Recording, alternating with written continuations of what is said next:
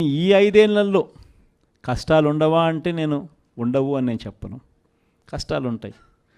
కష్టాలు లేకుండా సృష్టి ఉండదు. ఒక చీకటి వస్తుంది, చీకటి వచ్చిన తర్వాత మళ్ళీ మరుసటి రోజు పగలు రాక తప్పదు. అదే సృష్టి. కాబట్టి ఈ 5 ఏళ్ళు మన కష్టాలు ఉండవా అంటే ఉంటాయి. కష్టాలు ఏ స్థాయిలో పరాకాష్ఠకు పోవడం నేను చూశాను అని అంటే నన్నే 16 నెలలు జైల్లో పెట్టారు. అంత తీవ్రమైన కష్టాలు కూడా చూశా. కాబట్టి నేను ఎందుకు చెప్తా ఉన్నానంటే ఈ విషయం కష్టాలు లేకుండా ఉండవు. కానీ కష్టాలు వచ్చినప్పుడు మనం ఎలా ప్రవర్తిస్తూ ఉన్నాము, మన వ్యక్తిత్వం ఎలా ఉంది, మన క్యారెక్టర్ ఏమిటి అన్నది మాత్రం మనకు శ్రీరామ రక్షగా నిలబడుతుంది అన్నది మాత్రం ప్రతి ఒక్కరు గుర్తుపెట్టుకుని, మనం చేసిన మంచి ఎక్కడికి పోలేదు. వచ్చే 5 ఏళ్లలో ఏ తెలుగుదేశం పార్టీ కార్యకర్త కూడా ప్రజల్లోకి వెళ్ళి మేము పలాని మంచి చేశాము అని చెప్పుకునే పరిస్థితిలో ఏ తెలుగుదేశం పార్టీ కార్యకర్త ఉండడు. ఎందుకంటే వాళ్ళు చెప్పినటివన్నీ అబద్ధాలు, మోసాలే. కాబట్టి ప్రజలు వాళ్ళ నిలదీసే కార్యక్రమమే జరుగుతుంది. అదే ప్రజలు మళ్ళీ మన వైఎస్ఆర్సీపీ కార్యకర్తలను వీళ్ళు మంచోళ్ళు, ఏ రోజు అబద్ధాలు చెప్పలా, ఏ రోజు మోసాలు చేయలా, చెప్పింది ఏదైనా కూడా చేసి చూపించారు, వీళ్ళు మంచోళ్ళు అని మళ్ళీ వైఎస్ఆర్ కాంగ్రెస్ పార్టీ కార్యకర్తలకు ప్రజలే దండలు వేసి మళ్ళీ మనం నా స్థానంలో కూర్చోబెట్టే పరిస్థితి కూడా ఖచ్చితంగా జరుగుతుంది. ఎన్నికలప్పుడు ఏం చెప్పినాడు? ఎన్నికలప్పుడు వాళ్ళ మనుషులందరినీ ఇళ్ళకి పంపించినాడు.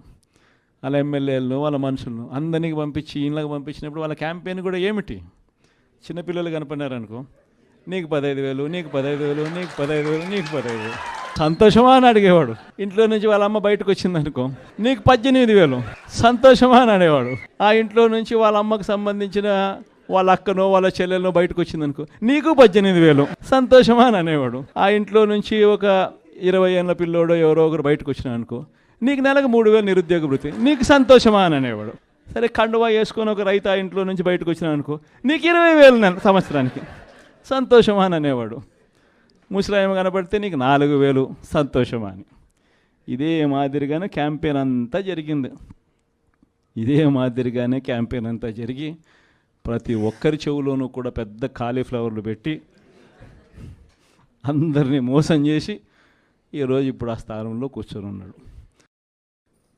ఈరోజు ఎలమంచిలి చంద్రబాబును నమ్ముకుంటే ఎక్కడైనా ప్రజలైనా అంతే, నాయకులైనా అంతే. ఇంతకుముందు మన పార్టీ నుంచి 23 మంది ఎమ్మెల్యేలను తీసుకున్నారు, 3 ఎంపీలను తీసుకున్నారు.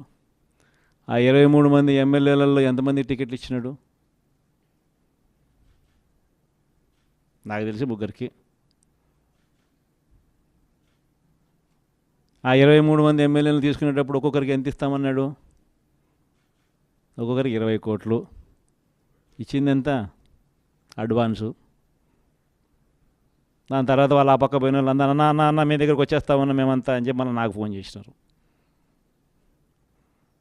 ప్రజల్లో ఒకసారి జారిపోయిన తర్వాత మళ్ళీ వెనక్కి వచ్చినారంటే ప్రజల్లో ఆ రెస్పెక్ట్ పోతుంది, ఆ విలువలు పోతాయి, ప్రజలు ఇచ్చే గౌరవం పోతుంది. కాబట్టి వాళ్ళని మనం కూడా తీసుకోలేకపోయినాం. వాళ్ళ రాజకీయ జీవితాలు ఏమైపోయినాయి? అందరూ సున్నాలు అయిపోయి ఇంట్లో కూర్చొని ఉన్నారు. ప్రతి ఒక్కరూ కూడా ఈ విషయాలన్నీ గుర్తుపెట్టుకోండి. రాజకీయాలలో ఎప్పుడూ షార్ట్ కట్ ఉంటుంది, లాంగ్ కట్, దూరం దారి ఉంటుంది, షార్ట్ కట్ ఉంటుంది. షార్ట్ కట్ ఎప్పుడు తీసుకోవద్దండి. రాజకీయాలలో ఏ రోజైనా కూడా నిలబడాలి అని అంటే, ప్రజల మన్ననలు ఉండాలి అని అంటే, ప్రజల్లో గౌరవం ఉండాలి అని అంటే, కష్టమైనా కూడా మనం తీసుకునే దారి విలువలతో కూడిన దారి, విశ్వసనీయతతో కూడిన దారి తీసుకోవాలి. ఇదే నేను పాటిస్తాను. నేను మీ అందరి దగ్గర నుంచి కూడా ఇదే ఉండాలని ఆశిస్తాను.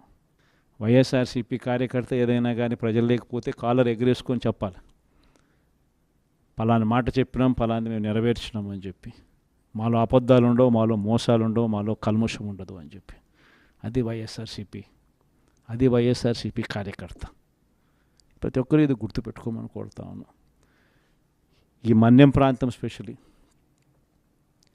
ట్రైబల్ ప్రాంతం స్పెషలీ ఎప్పుడూ కూడా నాకు తోడుగా ఉంది. పార్టీ స్థాపించిన రోజు నుంచి, మొట్టమొదటి రోజు నుంచి కూడా వెనక్కి తిరిగి చూస్తే ఎక్కడా కూడా ఈ ప్రాంతంలో మాత్రం 100% యా పక్క ఏది ఏ ఏ ఏ ప్రాంతం ఎటుపోయినా కానీ ఇక్కడ మాత్రం ప్రజలు మాత్రం, ఇక్కడ మాత్రం నాయకులు మాత్రం, ఇక్కడ మాత్రం ఉన్న వాళ్ళంతా మాత్రం 100% ఎప్పుడూ నాకు తోడుగానే ఉన్నారు. మీ ప్రేమలు, మీ ఆప్యాయతలు ఇదే మాదిరిగానే కొనసాగించమని చెప్పి కోరుతా ఉన్నా. కష్టకాలంలో ఉన్నప్పుడే ఇంకా మీ సహాయము, మీ సహకారము ఇంకా ఎక్కువ కావాలని అడుగుతా ఉన్నా. కష్టాల్లో ఉన్నప్పుడే మీరు ఇంకా గట్టిగా నిలబడాలి అని చెప్పి అడుగుతా ఉన్నా. 5 ఏళ్ళు కన్ను మూసుకుంటూ అయిపోతుంది. ఈ 5 ఏళ్ళ మన పోరాటంలో మీ సహాయ సహకారాలన్నీ కూడా మెండుగా ఉండాలని చెప్పి కోరుతూ, బొత్స సత్యనారాయణ మరి ఈ మాదిరిగా ఆయన ఆశ పెడుతూ, మభ్య పెడుతూ, మోసం చేస్తూ, ఈ మాదిరిగా ప్రతి ఇంటికి వాళ్ళ మనుషులను పంపించి వాళ్ళ ఎమ్మెల్యేల చేత, వాళ్ళ మనుషుల చేత ఈ మాదిరిగా క్యాంపెయిన్ చేయిస్తూ ఉన్నారు. ఇంత అబద్ధాలను క్యాంపెయిన్ తట్టుకొని మనం కూడా చేయగలుగుతామా ఎన్నికలు? మనం ఎన్నికలు చేయలేము ఈ మాదిరిగా. మీరు కూడా కాస్త కూస్తూ ఆ మాదిరిగా చెప్పే కార్యక్రమం మీరు కూడా ముందుకు రావాలి అని చెప్పి కూడా నా మీద కూడా చాలా ఒత్తిడి తీసుకొచ్చారు. మన వాళ్ళే, దగ్గర వాళ్ళే, నా కోసమే, మన పార్టీ కోసమే అనే భావనతోనే వాళ్ళంతా కూడా నాకు సలహాలు ఇచ్చారు.